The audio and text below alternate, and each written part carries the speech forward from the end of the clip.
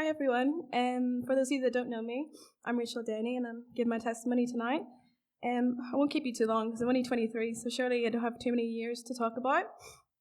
But I was born in 1998 into a Christian family, and I was the youngest of three. I've got an older brother and sister, Matthew and Rebecca, and I live on a farm just outside Market Hill. My dad, he's a farmer, and my mum, she's a gospel singer. So I've always been sent to Sunday school and church from a young age.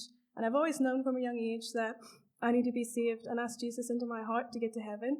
And whenever I was about 7 or 8 years old, one night just in my bedroom, I did just that, and I asked the Lord into my heart. And to be honest with you, I don't really remember it that well. And you're probably sitting here tonight wondering why she's giving her testimony. She doesn't even remember it. But the thing that I do remember the most is the feeling that I got whenever I got saved. And the only way to describe it is I felt like I was clean on the inside. And there was like the joy was in my heart, and all the weird worries and everything, even though I was only 7, it was all gone. And it was like I was physically washed in the blood of the Lamb, and I could feel it. So during my childhood, our family faced a lot of difficulties due to health problems. But I feel tonight that the Lord wants me to talk about how He's changed my life in the past year. You know, growing up in a Christian family, I never really faced many problems with my faith because I was always with Christian influences. However, the devil comes when you're alone, like he did with Eve in the Garden of Eden, and I was no different. Whenever I was 19, I moved to England to a wee place called Egham, which is just outside London, and I studied law with criminology in the Royal Holloway University of London, and I loved it whenever I was there. And whenever I first started, I knew absolutely no one there. I knew no one in London, let alone in the university or even doing my course. So I was dying to meet new people and start fresh. So I jumped straight into uni life, and a big part of uni culture is drinking, and I didn't hesitate to just jump straight into that. To be honest with you, at the time, I never really seen the harm in it, and I kind of figured why not. So I would do this, and I met a lot of people through this, and in my third year of university, I decided, since it was my last year, that I may as well, of what I thought of the time, would make the most of it. So I was studying law, and I was pretty much a nerd, let's say. And I would study every day in the library, but every night I would also go out with my friends and go partying or do whatever I could because it was my last year and the last year to do it. So through this, I met a lot of people from a lot of different friend groups, and I have a very big social life. And during the third year of my university, it all caught up to me. And eventually, I got depression. It says in the Bible in Philippines, I can do all things through Christ which strengthened me. And I know that to be true because until 5 seconds ago, I've never told anyone that. Sorry. You know, I always thought depression would be like what it's like on TV, that someone just lies in bed all day and they feel really sad, but that's not what it was like for me. Because I knew if I didn't go to things, then people would start asking me why, so I would just force myself to go. Even though if I was crying because I was so mentally tired, I just fixed my makeup and away I go, smiling, and no one ever knew. And I tried to get rid of it, and I did constantly, but it didn't work. And then I tried to take antidepressant tablets, but I was allergic, so I couldn't think of a way to do it. So I just kept moving on, and I would focus on the next event and the next party, the next exam, anything that was coming up. I just focused one thing at a time.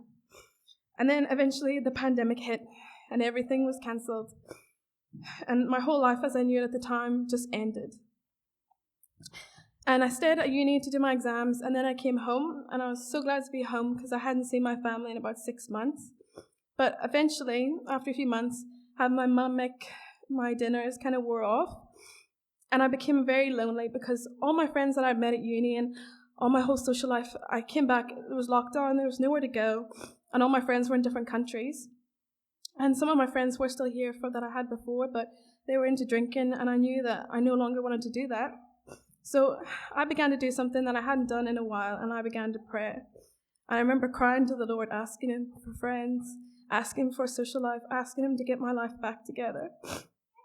And during this time, my family, my mum and dad, my brother, they'd started to go to the lifeboat.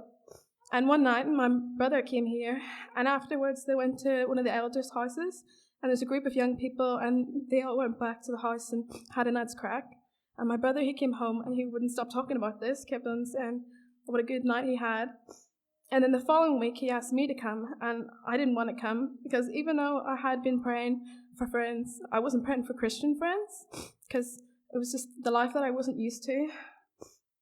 So eventually, he persuaded me to go, and I remember I was terrified to go. I was so scared of what people would think of me and how they would see when I first came. But I went, and I went to church, and then after church, Matthew goes, come on, we'll go see his friends. So we went over, and it was all just a group of boys, and he knew if he told me that I would not have went. And I thought, I'm going to have to talk about football and pretend I'm interested for this whole night to get a bit quicker. So somebody mentioned a girl called Miriam, and she was already home at this stage, and I was like, I don't know who this girl is, but she's coming tonight because I cannot deal with these boys all night. So we went and we picked her up, and we went to a youth rally in Lisburn, and it was fine. I didn't really mind it, but it just wasn't what I was used to, because I was used to going out and partying, and then the next minute we were in a field in Lisburn singing hymns, and it was very different from what I was used to. And Miriam kept asking me if I was going to go to the barn on Saturday night. And for those of you that don't know, the barn's the youth meeting that the Lifeboat have. And I told her yes, I was going, but I had no intention of going. I actually never intended to see her ever again. I thought I'd never come back to this Lifeboat after tonight. That's me done. And she asked again, and I says, yeah, I'll be there, but no. And then just before she left, whenever we dropped her off the car, she looks at me, and I still can picture it. She has the biggest grin on her face, and she goes, I'm so excited that you're coming to the barn on Saturday. I can't wait. And the Lord knows I'm a pushover. And I was like, I'm going to have to go to this barn. So it's a barbecue, so I was like, I'll go to the barbecue, I'll sit through the meeting, and I'll just go home, and that'll be it. I'll never come back to the Lifeboat. And we were just outside the front doors having a barbecue, and a woman in the congregation, Lynn, she came over, and she was talking to us and introducing herself to me. And she says to me, Rachel, I'm so glad you're here because I've been praying for a friend for Miriam at this church. And the minute she said that, it really hit me because I had also been praying for a friend. And to be honest, I wasn't praying for Miriam. But as soon as she said that, I knew that Miriam was the friend that God had given me. And I was meant to be here at the Lifeboat. And I'm not here tonight telling you that you have to be the Lifeboat, but I am here tonight to tell you that you need the Lord. Then I started reading my Bible and actually listening to the services and everything. And the Lord brought me to Psalm 119. And I've actually read this one quite a lot, and there's a bit in it about testimony, and I always skip through it because I really didn't want to give my testimony, but here I am tonight. And the verse I wanted to say about was the very last one. It's 176. And it says, I have gone astray like a lost sheep. Seek thy servant, for I do not forget thy commandments. And just like Beulah said tonight, she felt lonely, but the Lord was always with her. And it's the same with me. So I would just go to Bible services, and I come here as much as I could. And then this was only in June this year that barbecue happened. Then only a few months ago, Stephen Riddle, he was up here, and he was preaching, and he was crying because he wanted people to get saved so much, and he cared so much that he was literally crying here. And I was crying at the back of the church. And there and then, just like you can do tonight, I asked the Lord to forgive me, and I repented for my sins. And just told him to forgive me for everything that I've done in the past 3 years, and even the things that I forgot about, and just everything I asked him to. And right there and then, in this church, as soon as I said amen, that feeling came back whenever I was 7. And at that point in my life, I hadn't felt happiness in nearly 2 years. And as soon as I said amen, I felt clean on the inside. A depression through sin had a grasp on me, but not anymore. Now there's joy in my heart, since Jesus made everything right. I gave him my old dirty garments. He gave me a robe of pure white.